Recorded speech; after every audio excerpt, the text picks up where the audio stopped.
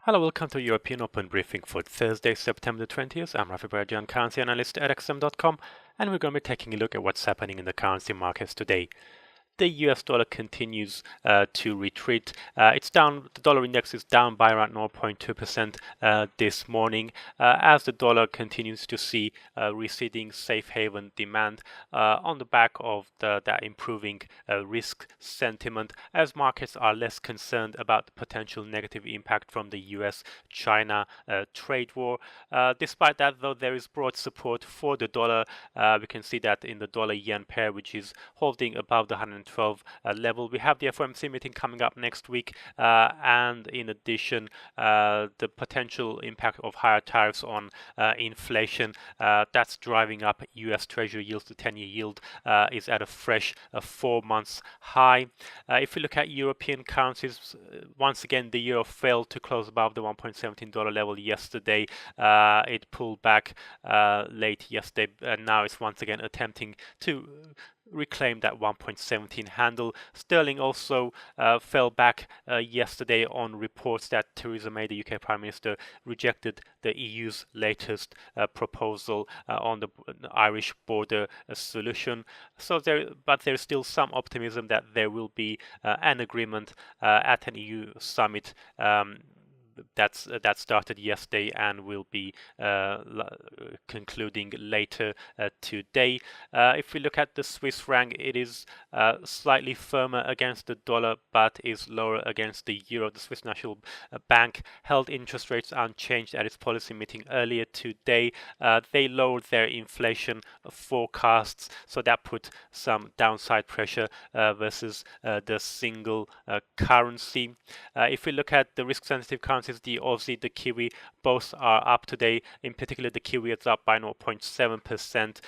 It's currently trading around 0.6659 against the US dollar. It was boosted on stronger than expected GDP growth for the second quarter for New Zealand. And a quick look at commodities, we can see gold prices more or less flat, but oil prices extending their gains following another drop in US crude inventories that came out in yesterday's EIA weekly report. And we can see the Kiwi is the best performer this morning, followed by oil prices. The dollar index is the biggest loser so far today. Looking at the dollar index, we can see it's been drifting lower for much of September, and it's been hovering near Tuesday's 7-week lows of the past few days. Dollar yen, though, yesterday did manage to hit a 2-month high of 112.44. So all of a sudden there seems to be less concerns about the negative impact of the US-China trade war. So this mainly was triggered after the latest round of tariffs by the US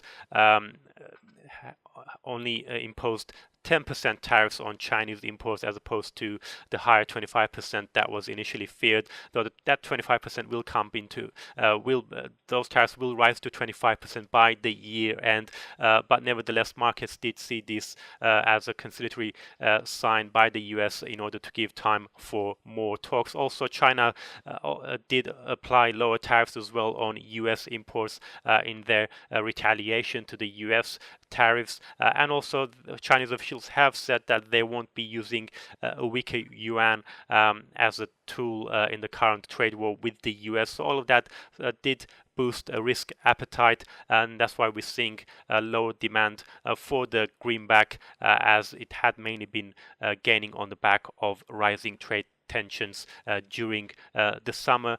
But we can see, though, dollar's losses aren't really that steep. We do have a Fed meeting coming up next week where a rate hike is expected, plus the potential impact of higher tariffs on US inflation also helping drive up US Treasury yields.